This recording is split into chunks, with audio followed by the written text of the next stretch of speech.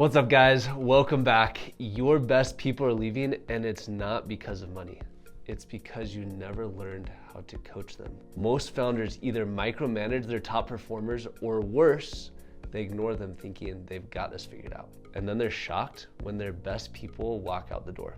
I made this mistake, and it cost me one of the best A players I've ever had. So in this video, I'm going to break down my 3-step framework on how to solve this permanently. I'm Cort, Brady, and I help founders build companies that scale without needing you to be the hero. All right, so there are 3 pillars to building a self-managing team. Number 1 is to recruit A players. Number 2 is to align them through a system. And number 3 is to coach them the right way. Today, we're talking about the 3rd pillar, because coaching is what turns talent into leadership. This is how you build generals instead of managing minions. I'm gonna give you the exact framework that I've come up with from doing hundreds of one-on-ones with high performers, reading books like Spin Selling, The Coaching Habit, and Never Split the Difference by Chris Voss. So let's jump in. Let's first identify the problem. Why do founders fail to coach A players? Founders mess this up, and managers all the time. We either avoid coaching top talent because they know way more than we do about their area of expertise,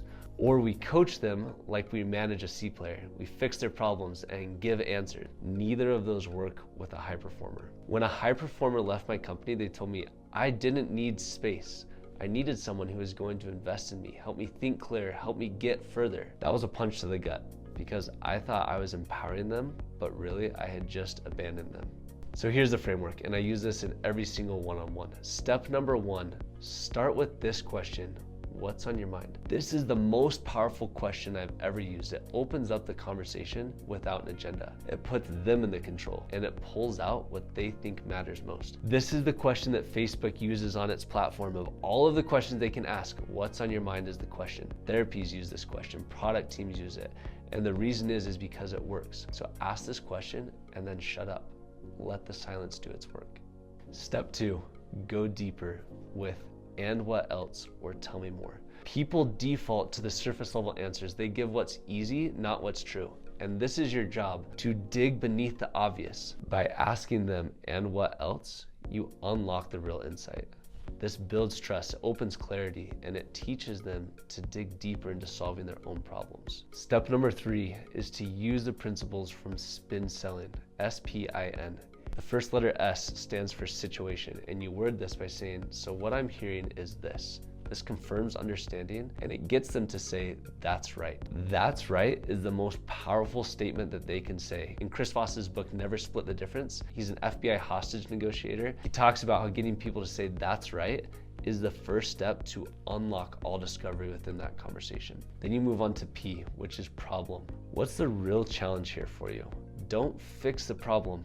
Get to the root. We spend so many cycles optimizing for things and solving problems that aren't at the core of what we're really trying to do. So by asking that question, you'll get to the root. Then you move on to the I, which is implication. What happens if nothing changes? Make the cost feel real. Feel the pain of the inaction. And then you move on to the last letter, which is N, and stands for need. What do you need to do or need to learn?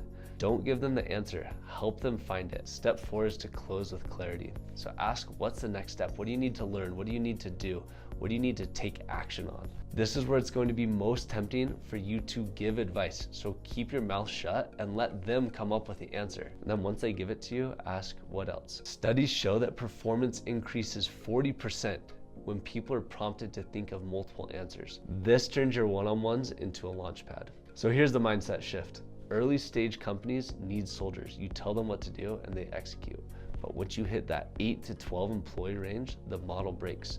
If you want to scale, you need generals. People who think for themselves, make decisions, and own the outcome. This coaching framework creates those people. So stop giving advice. Stop interrupting your people while they're thinking, and stop managing every decision.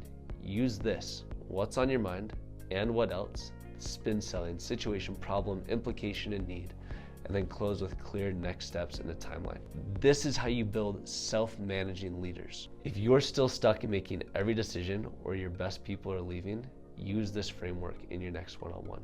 Or join my 6-week cohort and I'll help embed this into your company's culture. We build teams that scale without breaking the founder. So write build in the comments and I'll send you a link to our next cohort.